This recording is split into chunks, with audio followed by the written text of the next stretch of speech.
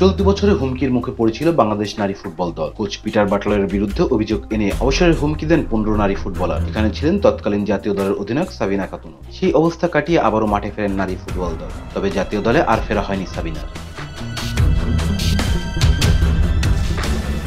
সেই দায়িত্ব দেওয়া হয়েছিল আফিদা খন্দকারকে। দলের দায়িত্ব নিয়ে পেশাদারিত্বের সর্বোচ্চটা বজায় রেখেছিলেন তিনি। দলকে গেঁথেছেন এক সুতোয়, বন্ধন করেছেন দৃঢ়, এনেছেন অনন্য সাফল্য, করেছেন ইতিহাস, নিজেকে প্রমাণ করেছেন ক্যাপ্টেন ফ্যান্টাস্টিক হিসাবে। জাতীয় দলের দায়িত্ব নিয়ে আফিদার প্রথম টুর্নামেন্ট ছিল এএফসি নারী এশিয়ান কাপ বাছাই, যেখানে বাংলাদেশের প্রতিপক্ষ ছিল র্যাঙ্কিংয়ে যোজন যোজন এগিয়ে থাকা সব দেশ। খেলা হচ্ছিল প্রতিপক্ষের মাঠে, তবে কোনো কিছুই বাধা হতে পারেনি বাংলাদেশ দলের সামনে। মিয়ানমারের র্যাঙ্কিংয়ে 73 ধাপ এগিয়ে থাকা সত্ত্বেও স্বাগতিকদের হারিয়ে ইতিহাস গড়েছিল বাংলাদেশ। প্রথমবারের মতো নিশ্চিত করেছিল এশিয়ান কাপের মূল পর্বে খেলা। আগে পরে গোল বন্যায় ভাসিয়া ছিল বাহরাইন আর তুর্কমেনিস্তানকে।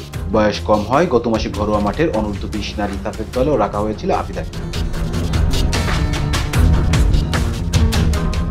এই দলের অধিনায়কের বন্ধনী উঠেছিল তার হাতে। পুরো টুর্নামেন্ট অপরাজিত থেকে দলকে জিতিয়েছিল শিরোপা।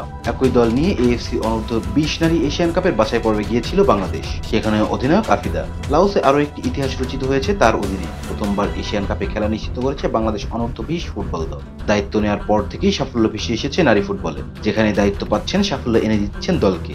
বাংলাদেশ গড়ছেন ইতিহাস। এই সাফল্যের পর বোধহয় একথা বলা কোনোভাবেই অমূলক হবে না, ক্যাপ্টেন ফ্যান্টাস্টিক আফিদা অধিনায়কত্বের সঙ্গে সঙ্গে রক্ষণও সামলেছেন দক্ষভাবে। র্যাঙ্কিংয়ে এগিয়ে থাকা দলগুলোকে হারানোর সঙ্গে সঙ্গে খুব একটা গোল হজম করতে দেননি বাংলাদেশ, যেখানে ডিফেন্ডার হিসেবে গুরুত্বপূর্ণ অবদান রেখেছেন তিনি। Rezwan Islam, B sports.